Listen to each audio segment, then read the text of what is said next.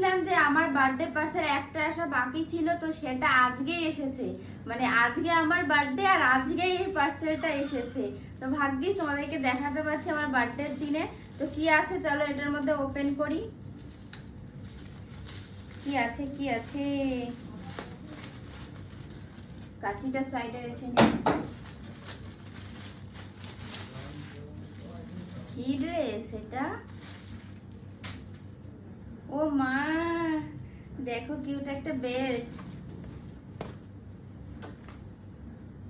এটা মানে কি বলবো, এটাকে বলে হচ্ছে ওয়েস্টার্ন ড্রেস, তাই তো, ওয়ান পিস মতো।